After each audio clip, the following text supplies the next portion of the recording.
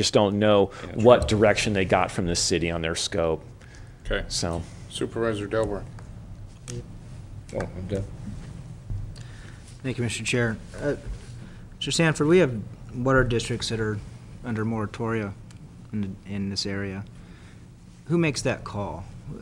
Besides the courts in Redwood Valley's case, it's Department of Health Services. In at least one case, it's a self-imposed moratorium.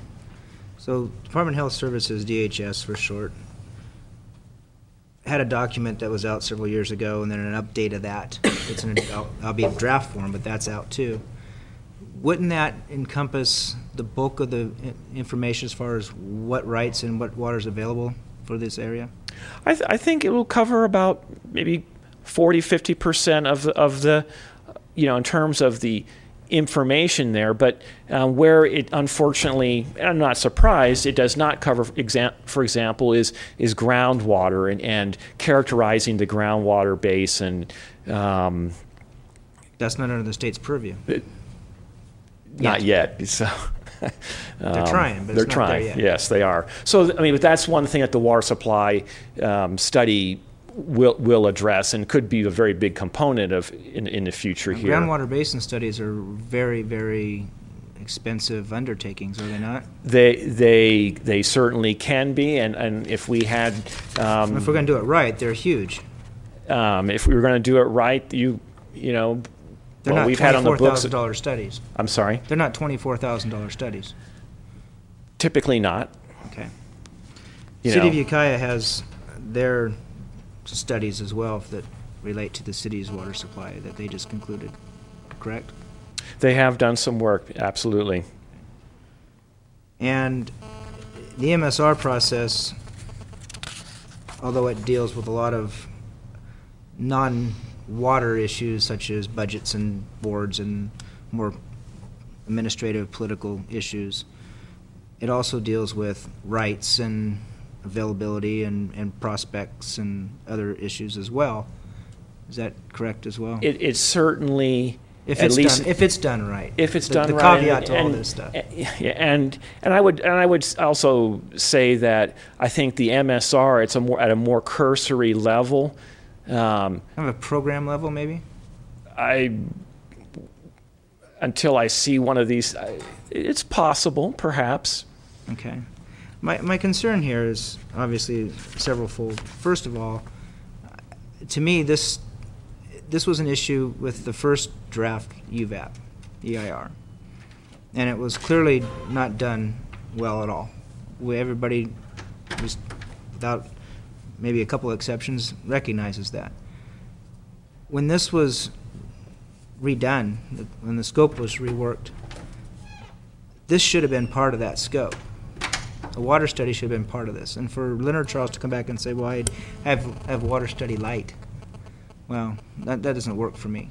It was the responsibility of the EIR consultant to study the water issues.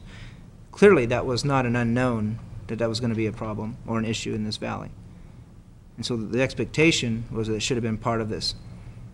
And if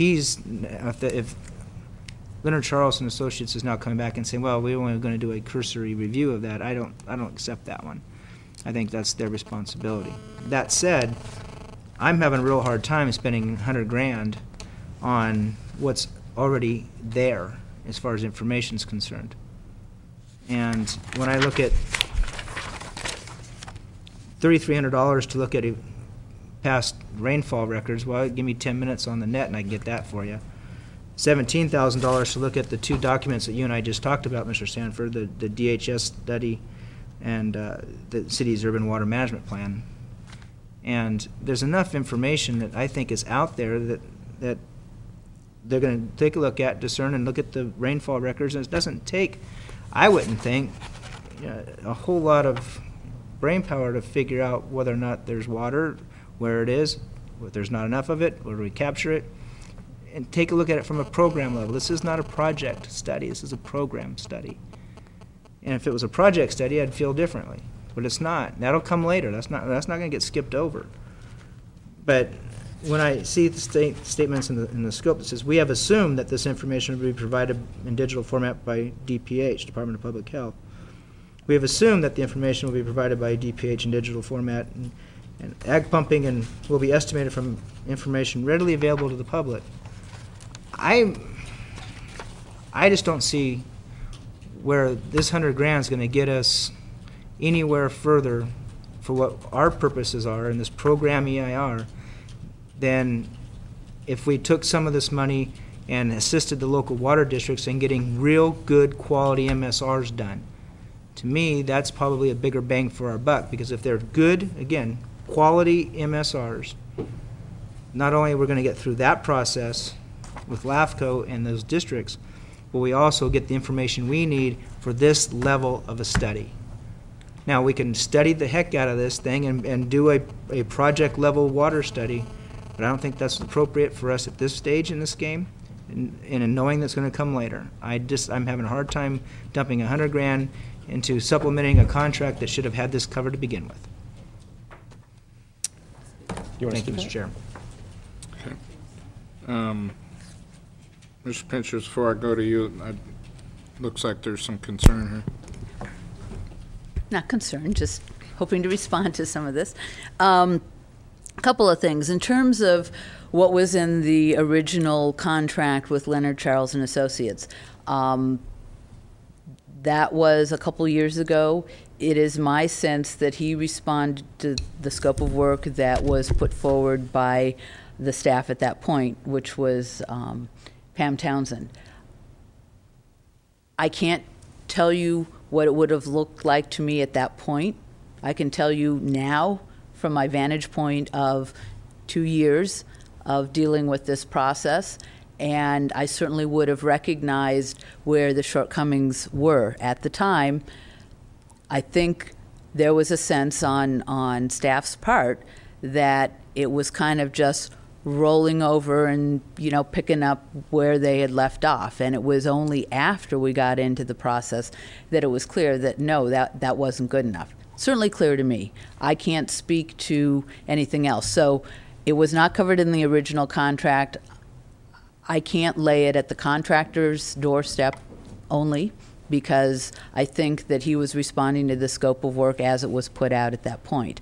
But I agree with you, from the vantage point I have now, it's pretty clear that the previous draft EIR that was created was inadequate from a water standpoint, and why we would want to recreate that situation is beyond me. And that's precisely why we don't want to recreate that situation. We want to have the level of response that is appropriate to the UVAP and to the EIR associated with it. So that's what I would say about the contract that was originally let. And by the same token, traffic.